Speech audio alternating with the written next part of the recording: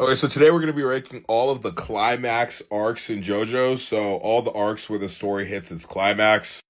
So for part one, I'm actually going to count like the Dio castle fight as like the climax, and then what happens after when Dio returns is kind of like the falling action of the part. Because Dio is still defeated for the sakes and purposes of this part, even if Jonathan goes from living to die. So because Jonathan's death, I'm not including. I'm going to put this at number eight. If we counted that like last segment with Jonathan's death, I think that was like low-key one of the most shocking moments in anime. I was not expecting that at all. I'd put it higher for sure. Number seven, we got Joseph versus Cars.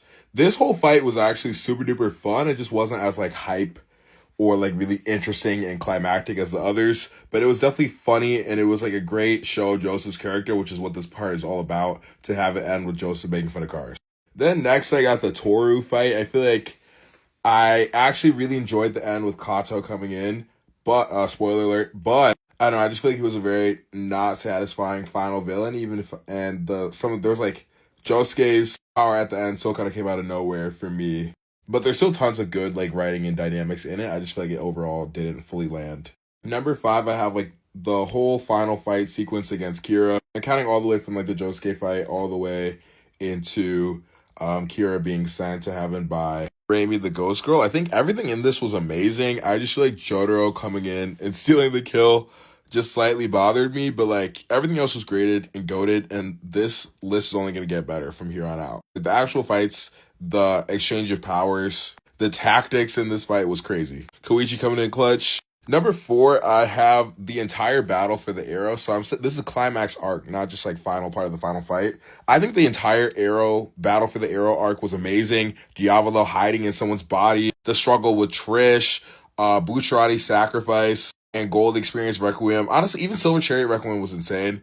Yeah, actually, now that I said all of this stuff, I'm actually gonna move this to number three and actually put the next one at number four, which is gonna be Jotaro versus Dio. Now, this was also incredible. I just feel like it's great from like a hype standpoint, but not as much from a writing standpoint. And after I really listed all the elements of that previous arc compared to this one, I feel like it has to go to four. But on an iconicness level and an aura level, this might still be number one.